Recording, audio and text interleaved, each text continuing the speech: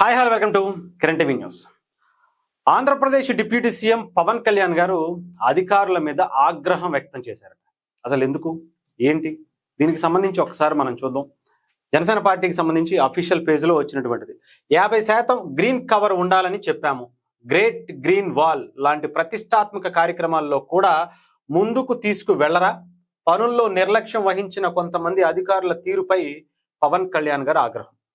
అటవీ శాఖ ఉన్నతాధికారులతో ప్రత్యేక సమీక్ష సమావేశం నిర్వహించినటువంటి ఉప ముఖ్యమంత్రి పవన్ కళ్యాణ్ గారు, దానికి సంబంధించినటువంటి వీడియో కూడా మీరు చూడొచ్చు. పవన్ కళ్యాణ్ గారు ఏదైనా సరే చాలా చిత్తశుద్ధితో పనిచేస్తారు. ఆయన నిజాయితీగా ఉంటారు. ఆయన చుట్టూ ఉండేటువంటి టీం కూడా అంతే నిజాయితీతో చిత్తశుద్ధితో పనిచేయాలని ఆయన కోరుకుంటారు. పంచాయతీరాజ్ శాఖలో మనం చూసాం.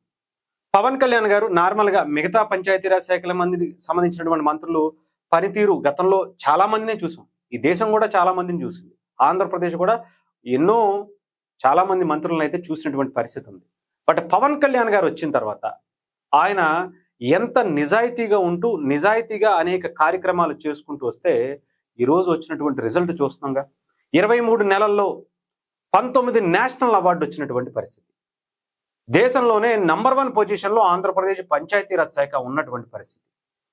ఎన్నో గిరిజన గ్రామాలకు 77 సంవత్సరాల స్వతంత్ర భారతదేశ చరిత్రలో లేనటువంటి రోడ్లు, నీళ్లు, కరెంటు ఇచ్చినటువంటి పరిస్థితి చూసాం. అంత చిత్తశుద్ధితో అందరూ ఉండాలని కోరుకుంటూ ఎక్కడా కూడా ఒక్క రూపాయి అవినీతికి తావు లేకుండా పంచాయతీరాజ్ శాఖలో ట్రాన్స్ఫర్లు కావచ్చు, ఇవన్నీ కావచ్చు. గతంలో అందరికీ తెలిసిందే, ఒక ట్రాన్స్ఫర్ చేయాలంటే పలానా ఎమ్మెల్యే గారినో పలానా మంత్రి గారినో పట్టుకుంటే వాళ్ళకి ఇంత సమర్పించుకుంటే వాళ్ళకి సంబంధించి కింద వాళ్ళకో ఇంకొకళ్ళకి ఇచ్చుకుంటే వాళ్ళు ట్రాన్స్ఫర్ అయిపోద్ది అనేటువంటి దాని మీద చాలా మంది ఉండేవాళ్ళు.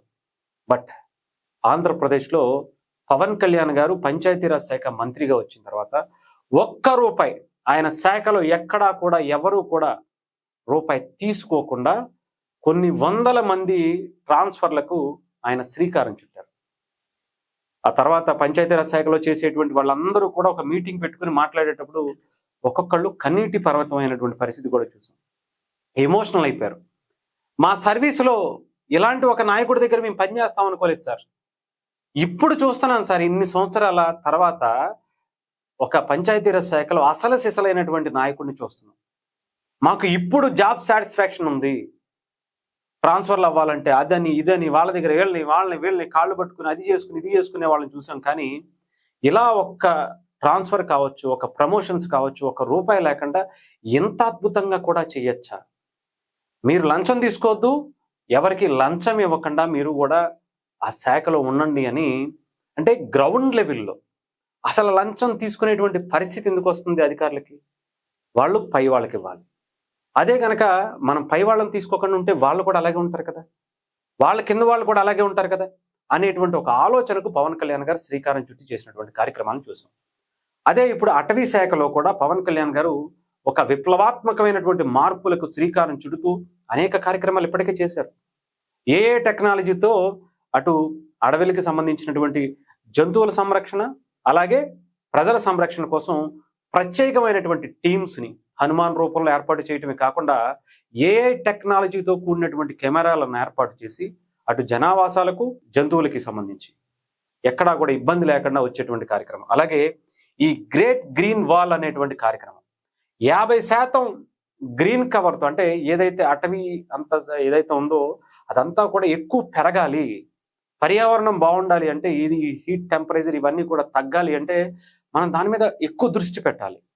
అలాగే ఏదైతే ఉప్పాడ తీర ప్రాంతం గురించి వచ్చినటువంటి ఆ సమస్య ఇప్పుడు రాష్ట్ర వ్యాప్తంగా కూడా క్లియర్ చేయాలి. ఆ ఉప్పాడ తీర ప్రాంతానికి సంబంధించింది మాత్రమే కాకుండా రాష్ట్రంలో ఉన్నటువంటి సముద్ర ఆ తీర ప్రాంతాన్ని అంతా కూడా గ్రీన్ కవర్తో కప్పేయాలి. తుఫాన్ల నుంచి, విపత్తుల నుంచి చాలా బలంగా నిలబడాలి.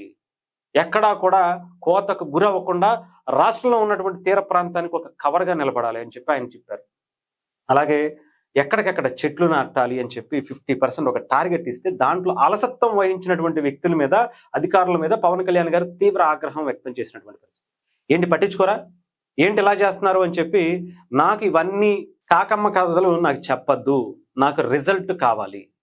నేను ఎంత చిత్తశుద్ధిగా ఉంటానో మీరు కూడా అలాగే ఉండండి. అలా ఉన్న వాళ్ళు మాత్రమే నా దగ్గర ఉండండి, లేదంటే అవసరం లేదు అని చాలా క్లియర్గా వాళ్ళతో సీరియస్గానే చెప్పడం కూడా కాదు, వార్నింగ్ ఇచ్చినటువంటి పరిస్థితి కనిపించింది. ఇంకా ఇది గనక ఆలసత్వం చేస్తే అవసరమైతే వాళ్ళని తీసేసి వేరే వాళ్ళని పెట్టుకునేటువంటి ఆలోచన కూడా పవన్ కళ్యాణ్ గారు చేస్తున్నట్టుగా కూడా తెలుస్తుంది. ఎందుకంటే ఆంధ్రప్రదేశ్ ప్రజల బాగోగు, ఆంధ్రప్రదేశ్ భవిష్యత్తు కోసం, రేపటి తరం కోసం పవన్ కళ్యాణ్ గారి శాఖలో చాలా ఉన్నాయి. ఆయన చేసేది నిజంగా మిగతా అధికారులు కూడా కొంచెం అందిపుచ్చుకుని ఈసారి మనం చాలా బలంగా పనిచేయాలి, రేపటి తరం కోసం ఆయన చేసేటువంటి అనేక కార్యక్రమాలను మనం బాధ్యతగా చేయాలనేటువంటి ఒక ఆలోచనతో వస్తే చాలా చేంజెస్ కనిపిస్తాయి. దానికి తగ్గట్టుగా రిజల్ట్ ఈసారి మనం చూడబోతున్నాం. డెఫినెట్గా అధికారులు కూడా దానికి సహకరిస్తారని మనకైతే కోరుకుందాం. డెఫినెట్గా అది జరుగుతుంది. పవన్ కళ్యాణ్ గారు ఉండగా అలా వదిలేసే టైప్ అయితే కాదు. ఎక్కడ ఏం చేయాలో, ఎలా ఉండాలో ఆయనకు బాగా తెలుసు. ఎవరితో ఎలా పని చేయించుకోవాలో కూడా పవన్ కళ్యాణ్ గారికి బాగా తెలుసు. కాబట్టి అంత అద్భుతమైనటువంటి రిజల్ట్ పంచాయతీరాజ్ శాఖలో కావచ్చు, ఇప్పుడు అటవీ శాఖలో కూడా రాబోతున్నాయని మనం చెప్పాలి.